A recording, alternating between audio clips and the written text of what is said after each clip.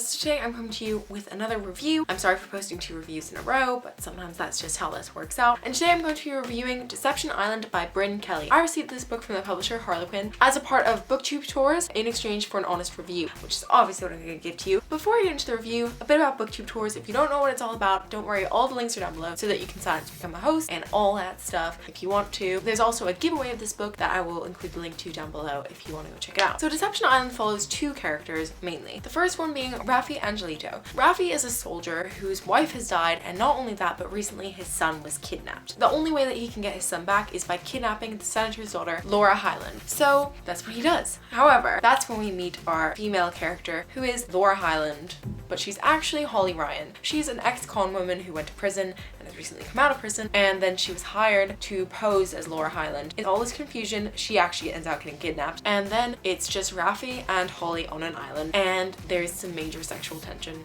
Not gonna lie, they're very attracted to each other from the get-go, and that's where the book starts off, and it kind of goes all over the place. It definitely has some twists in it. I'm gonna just go ahead and give you a warning that this book is not my favorite, and so this is gonna be a bit of a negative review, but I'm not gonna completely bash it because I didn't hate it. Definitely didn't hate it. It just wasn't for me personally, but I'm still gonna talk to you all about it. So our 2 main characters are Raffi and Holly, as I said. I'm only gonna talk about them because the other characters are just side characters. They're not too important in the whole scheme of things until more of the end. I didn't really connect with Raffi at all because, I don't know, I just didn't feel any attachment for him, and I just personally didn't connect with him. And I felt the same for Holly. Even hearing her backstory, hearing everything that she went through, I was still like, I just don't feel attached to you. As well as that, Holly kind of annoyed me at times because she made some like stupid decisions, and like sometimes she just said things that just seemed really stupid. Like, for example, they were in a plane and the plane was missing its side and it had just a plastic sheet there, and she didn't realize that they were gonna jump out of the plane. She was in harnesses and everything, and she was like, I don't understand why I'm in harnesses and why half the plane's missing. It's because you're about to jump out of it, hun. It just seemed a bit unrealistic that this person wouldn't know that that's a plane that you're gonna jump out of. I don't know.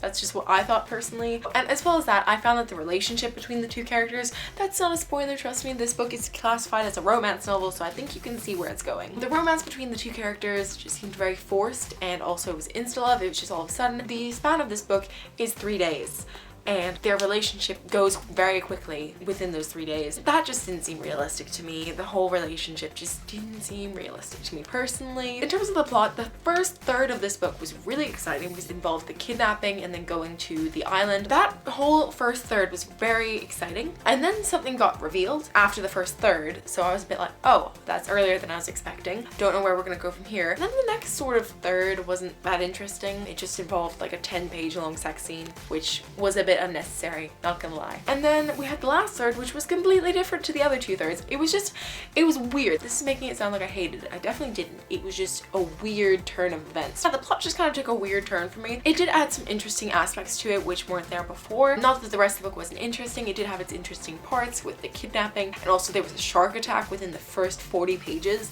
That was pretty exciting. And then in terms of the writing, I thought that it was quite cheesy at times. I also thought that the random French throughout was a little bit weird because Raffi is French, so he'd say these little like French mantras that he'd learned in the army, and then it would have to be translated into English, and it just kind of took me out of the story, and then I'd have to get back into it, and I don't know, it just seemed a little bit weird. This is really a personal thing. Really just a personal issue that I have. Like, you probably know that I don't care about swearing. I swear all the time, but there's one word which I hate and I do not say, and that is the C word. I hate that word, and this book used that word not a lot. I'm pretty sure it only happened the one time, but that one use, I was like, oh no, it's so unnecessary. It just didn't need to be used. They could have used a different word in place of that word. It was just so unnecessary. It just upset me. I was like, oh no. I mean, I understand the use of the word in this particular context. They were trying to make it into this really rough, nasty scene, but it was unnecessary, in my opinion. Any other word could have been fine. That word just no.